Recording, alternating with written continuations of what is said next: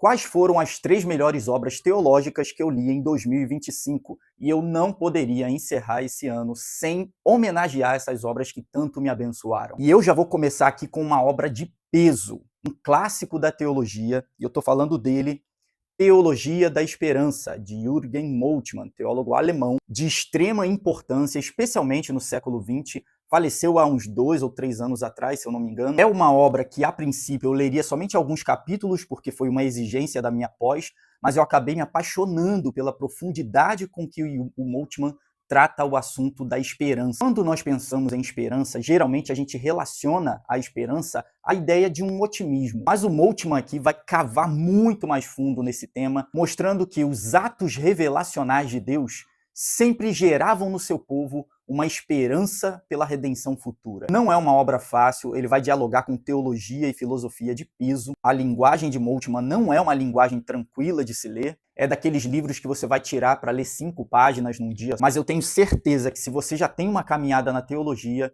essa obra aqui vai te abençoar demais. É um clássico já estabelecido da teologia. Eu sei que o Moltmann, mais recentemente, trouxe algumas obras que geraram polêmica no meio da igreja, mas Teologia da Esperança é uma obra quase que intocável. E a segunda obra que eu queria trazer aqui, que foi muito abençoadora na minha vida e que está no meu top 3, é de mais um gigante da teologia, que é o Karl Barth, Introdução à Teologia Evangélica, publicado pela Sinodal. É uma obra que era uma lacuna na minha bibliografia pessoal. Eu precisava ler essa obra, mas eu já estava enrolando há um tempo. E quando eu me peguei lendo, eu fui surpreendido a cada capítulo. Eu diria que esse é o ponto principal desse livro. Barth ele vai trazer uma série de palestras que se tornaram esse livro aqui, e a cada capítulo você acha que o Barth vai seguir por um caminho e ele te surpreende completamente indo por outra vereda, muito mais profunda do que aquilo que você tinha imaginado. Então, para você que está iniciando na teologia, eu indico muito, não fique tanto tempo sem ler como eu fiquei.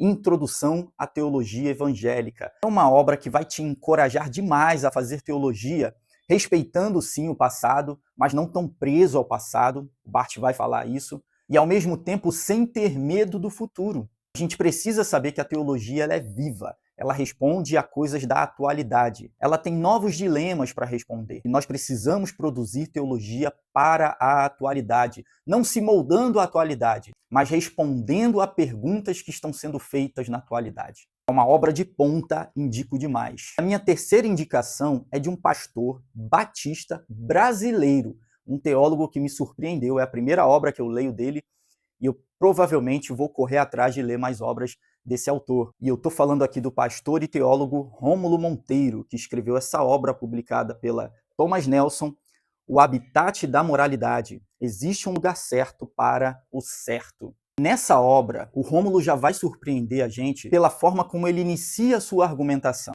Geralmente, os manuais de ética vão começar pela pergunta o que fazer e o que não fazer, o que é certo e o que é errado. Mas o Rômulo vai começar pela pergunta onde estou?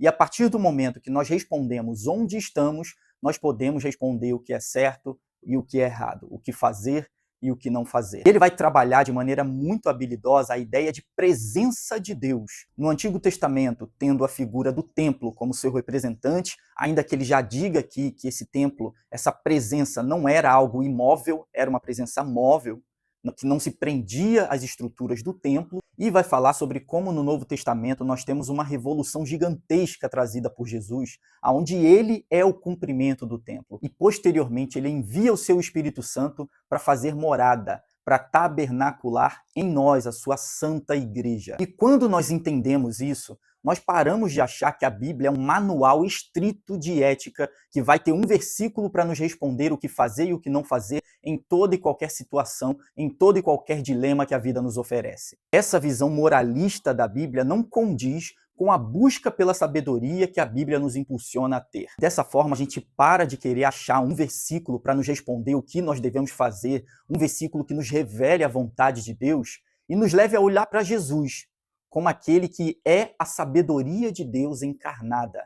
E a partir do momento que nós olhamos para Jesus, nós temos um parâmetro de como agir e como não agir. Então, a relação da teologia, da Bíblia com a ética é uma relação muito mais complexa do que geralmente a gente coloca nas discussões. Eu vou trazer um trecho do livro aqui que já se encontra na conclusão e você vai ter uma ideia geral de como Rômulo enxerga mais ou menos a discussão ética dentro das escrituras. A moralidade bíblica não é chata nem pesada. É complexa, rica e bela. Revela-se em histórias, reais ou fictícias, poesias, metáforas, exortações, admoestações, acrósticos, lamentos, profecias, princípios e mundos conceituais. Ela subsiste na dinâmica entre a firmeza e a flexibilidade da vida.